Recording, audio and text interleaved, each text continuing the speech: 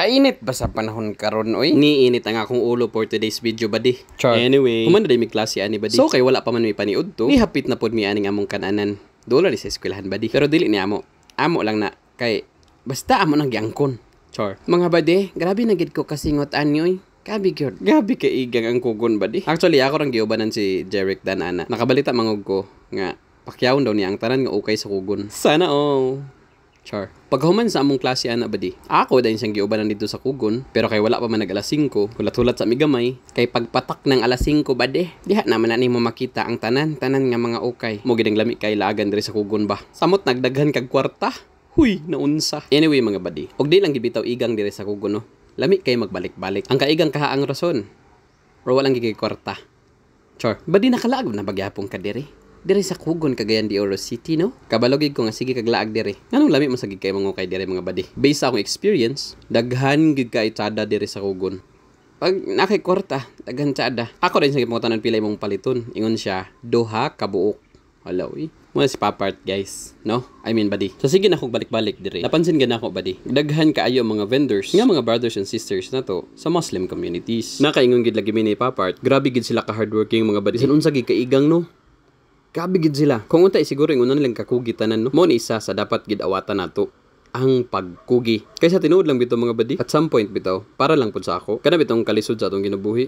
Usay choice na gid ana to. Namang gud tay choice nga maningkamot, nga mangita gid og kwarta, mangita og panginabuhi. At the end of the day, makakwarta man gani ng mga igsuon nato nga naay disabilities. Kita nga kompleto kaayog mga kamot og tiil buddy. Anong ulam?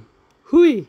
Char. Oy bitaw, to tell you honestly, dali ra kay ko mo bilib gid og tao. Samot magmakita bitaw nimo nga grabe ang paningkamot. Makita man sa good nato nga kanang ilang pagpaningkamot, resulta ra gyud. Tanaw gani lang kinabuhi. Di ba? So, kung ikaw nga gatan-aw karon, paminaw, ha? Paminaw sa imong lolo. Ana mao lagi ni mga apo. Paminaw ka mo sa inyong lolo.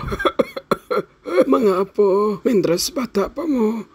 Paningkamot gyud mo sa inyong kinabuhi. Kaya mo abot gyud ang panahon nga magsakit na nang inyong tuhod. Ang sakit kaya kong likod ba di? Ay, mga apo. Wait lang ka, naglisod si lolo. Okay? Naglisod siya og sabot kong badi ba or apo. Anyway mga guys, basta gani mo patak ng alas 5 diri sa kugon, wa na. Ilog na og ukay mga badi. Samot tabitaw og daghan arrival nga bag-o. Sus! Kita lagi kadiag mga oversize nga mga t-shirt nga mga nice kayo. Ano nga sapatos bro? Nice kayo nga sapatos guys. Huy! Guys, badi. Hello badi. Lay, malingaw kita ni nata sa kugon ba? Bag, karsunis, mga tanan. No? Basta makita pa nimo diri mong forever. Hoy. Sa kadugay na mong pamilya aning mga ukay guys. I mean buddy. Nakita gid nako nga medyo exhausted naman si Papa. So after spending 12 million pesos, sure, nakadesisyon na din mga muli buddy. Manguli na din mi kay wala naman mi kwarta hangtod sa sunod na pud nga higayon. Salamat sa inyong pagtanaw sa akong video. Mato ni murag man ni klaro nga video. Pero inyo gyapon ginatan-aw. Kamo giway klaro. Char. Sakto na ni mga buddy kaya basig mo overshare na punta.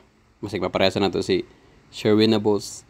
Huy. Salamat mga buddy. Amping mo kanunay. And don't forget that God is bigger than your problems. Bye buddy!